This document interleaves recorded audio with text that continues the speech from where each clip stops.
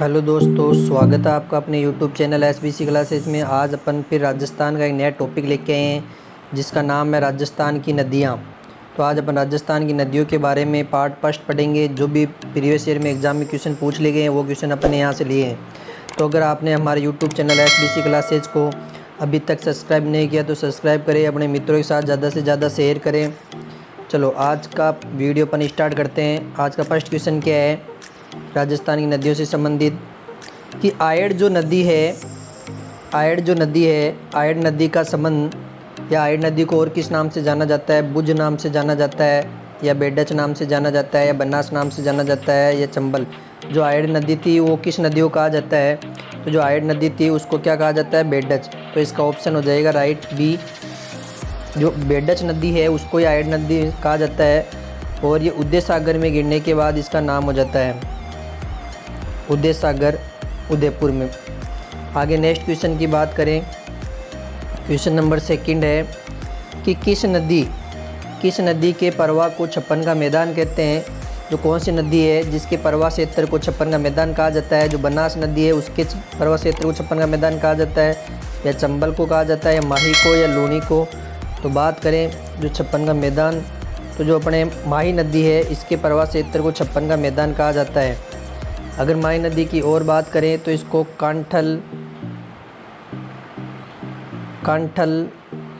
की गंगा भी कहा जाता है और ये जो नदी है कर्क रेखा को 2 बार पार करती है। आगे क्वेश्चन नंबर थर्ड की बात करें। क्वेश्चन नंबर थर्ड यही है, कर्क रेखा को 2 बार पार करने वाली नदी कौन सी है? तो अपन ये भी पिछले क्वेश्चन में पढ़ा था, पार्वती नदी है या चंबल नदी है या घग्गर नदी है, माही नदी है। तो जो माही नदी है जो कर्क रेखा को कितनी बार पार करती है? 2 बार। तो इसका राइट आंसर हो जाएगा डी, माही नदी। आगे क्वेश्चन नंबर फोर्थ की बात करें कि जो सूखड़ी नदी है, सूखड़ी नदी पर कौन सा बांध बना हुआ है? बांकली बांध बना हुआ है, ये जेतपुरा बांध बना हुआ है, या जवाहर सागर बांध बना हुआ है या कोटा बैराज? तो देखो जो सूखड़ी नदी है उस पर बांकली बांध बना हुआ, तो इसका राइट आंसर हो जाएगा ए। इन दोनों बांध की बात करें जवाहर सागर और कोटा बैराज की, तो ये चंबल नदी पर बने हुए हैं। ये जो दोनों बांध है चंबल नदी पर बने हुए हैं। क्वेश्चन नंबर 5 की बात करें। चंबल नदी अपना जल कहाँ ले जाती है? आगरा में यमुना में ले जाती है या कानपुर में गंगा में, इलाहाबाद में या इटावा ज़िले में यमुना में? तो जो चंबल नदी है ये इटावा ज़िले में यमुना में अपना जल ले जाती है। अगर इसकी लंबाई की बात करें तो 965 या 966 किलोमीटर है और ये मध्य प्रदेश में जाना पाव की पहाड़ियों से निकलती है। और इस नदी की बात करें तो इस पर 4 बांध बने हुए हैं। इस नदी पर 4 बांध बने हुए हैं, एक राजस्थान में है, एक मध्य प्रदेश में है और 3 राजस्थान में बने हुए हैं। क्वेश्चन नंबर 6 की बात करें। जब पुष्कर की पहाड़ियों में भारी वर्षा होती है तो बाढ़ का पानी कहाँ जाता है? बालोतरा में जाता है या सोजत में जाता है, बूंदी में जाता है या सवाईमाधोपुर में? तो देखो जो पुष्कर की पहाड़ियाँ हैं वहाँ भारी वर्षा होती है तो बालोतरा में इसका पानी जाता है। वो कौन सी नदी है? लूनी नदी।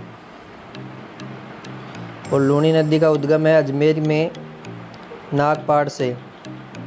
लूनी नदी का उद्गम है अजमेर में नागपाड़ से। और जब पुष्कर की पहाड़ी में भारी वर्षा होती है तो बाड़मेर के बालोतरा में बाढ़ का पानी जाता है। क्वेश्चन नंबर 7 की बात करें। बेडच नदी का उद्गम कहाँ से है?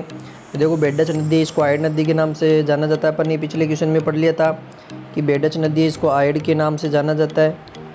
और जो बेडच नदी है इसका उद्गम कहाँ से है? तो इसके उद्गम की अगर बात करें तो इसका उद्गम है गोगुंदा की पहाड़ियाँ। इसका ऑप्शन हो जाएगा सी राइट। क्वेश्चन नंबर 8 की बात करें। क्वेश्चन नंबर 8 क्या है?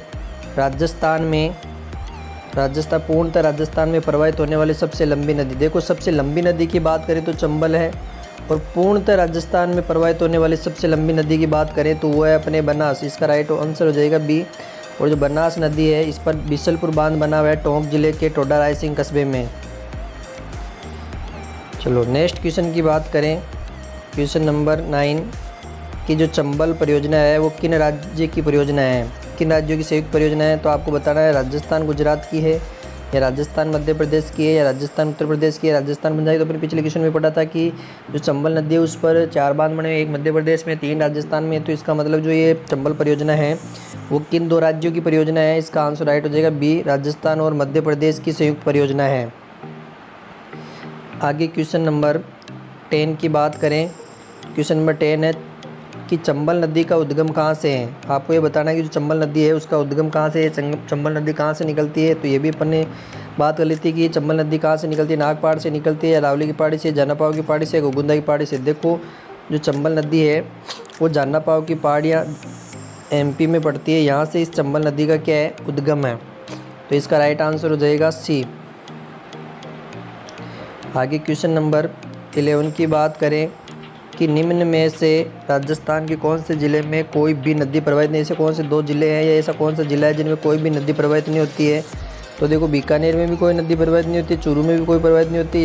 ये गलत हो जाएगा, यानी A और B दोनों, यानी इसका राइट आंसर हो जाएगा डी। यानी बीकानेर और चूरू 2 ऐसे ज़िले हैं जिनमें कोई भी नदी प्रवाहित नहीं होती है। क्वेश्चन नंबर 11 की बात करें, क्वेश्चन नंबर 12 राजस्थान की सबसे बड़ी परियोजना किस नदी पर स्थित है? तो आपको बताना है राजस्थान की जो सबसे बड़ी परियोजना है वो किस नदी पर बनी हुई है? चंबल नदी पर बनी हुई है, या कोठारी पर है, या माही पर है, या कांतली नदी पर है?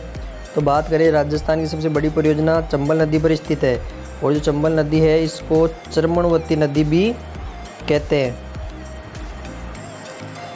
चलो आगे क्वेश्चन नंबर 13 की बात करें, राज्य की किस नदी को वन की आशा कहा जाता है? राजस्थान में कौन सी नदी है जिसको वन की आशा कहा जाता है? तो माही नदी है, या बाणगंगा नदी है, या कोठारी नदी है, या बनास नदी है? तो देखो जो बनास नदी है इसको वन की आशा कहा जाता है, और इसकी लंबाई की बात करें तो इसकी लंबाई 480 किलोमीटर है, और ये पूर्णतः राजस्थान में बहने वाली सबसे लंबी नदी है। बाणगंगा की बात करें तो बाणगंगा का जो उद्गम है वो बेराट की पहाड़ियाँ हैं, वहाँ से जयपुर में, और इसको बाणगंगा जो नदी है इसको अर्जुन की गंगा भी कहते हैं। जो बाणगंगा नदी है इसको अर्जुन की गंगा भी कहा जाता है। चलो क्वेश्चन नंबर 14 की बात करें कि मेजा बांध किस नदी पर स्थित है? जो मेजा बांध है वो भीलवाड़ा ज़िले में है, तो किस नदी पर स्थित है? तो देखो कोठारी नदी पर स्थित है, या बनास पर है, चंबल पर है, गंभीरी पर? तो जो मेजा बांध है वो कोठारी नदी पर स्थित है, इसका राइट ऑप्शन हो जाएगा ए। क्वेश्चन नंबर लास्ट क्वेश्चन है आज का कि बनास, बेडच और मेनाल तीनों त्रिवेणी संगम कहाँ बनाती है? तो आपको ये बताना है कि तीनों त्रिवेणी संगम कहाँ बनाती है। डूंगरपुर में बनाती है, या बांसवाड़ा में बनाती है, प्रतापगढ़ में बनाती है, मांडलगढ़ में बनाती है? तो देखो जो बनास, बेडच, मेनाल त्रिवेणी संगम जहाँ 3 नदियाँ आपस में अपना एक जल लाती है एक जगह, वो स्थान त्रिवेणी संगम कहलाता है। तो कौन सी जगह है जहाँ ये तीनों नदियाँ त्रिवेणी संगम बनाती है? तो वो मांडलगढ़ है, और ये मांडलगढ़ कौन से ज़िले में पड़ता है? अपने भीलवाड़ा में। तो इसका राइट ऑप्शन हो जाएगा डी, मांडलगढ़ में बनास, बेडच और मेनाल तीनों त्रिवेणी संगम बनाती है। तो ये आज का अपना राजस्थान की जो नदियाँ हैं इनका फर्स्ट वीडियो हो गया, जो प्रीवियस ईयर के एग्जाम में क्वेश्चन पूछ ले गए हैं, और पटवार एग्जाम और वनपाल वनरक्षक की दृष्टि से बहुत महत्वपूर्ण क्वेश्चन है। अगर और ये वीडियो ज़्यादा से ज़्यादा अपने मित्रों को शेयर करें, और अपने इस YouTube चैनल को सब्सक्राइब करें। Thank you.